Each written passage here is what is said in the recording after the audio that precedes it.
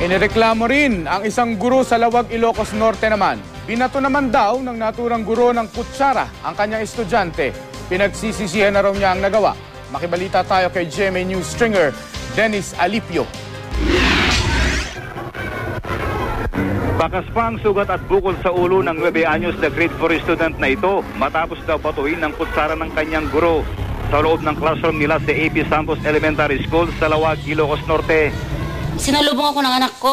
Sabi niya, Mama, binato ako ng kutsara ng teacher ko. Sabing ganon. Sabi ko, patingin niya. Sabi ko ganon, sir. Tinignan ko yung ulo niya. Bumukol siya. Tapos may dugo.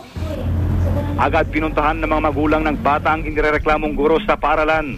Pero sa halip na humingi raw ng tawad ang inireklamong guro, lalo raw siyang nagalit. Ang ayaw ko talaga na sinabi niya, pagka tinawag siya, sir, tinawag yung teacher na yon. Alam mo, sabi niya, malas yung anak mo, siyang tinamaan, sabing gano'n.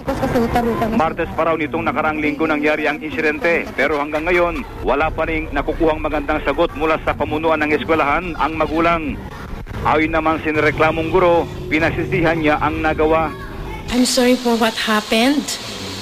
After the incident, we dialogue to the parents and I ask forgiveness na di na maulit and settle the issue.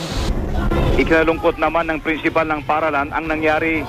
Parati ko naman ina-advise ang mga teachers na maging patient, maging understanding, maging prudent in decision making para wala silang magawa ng mga bagay-bagay na ito.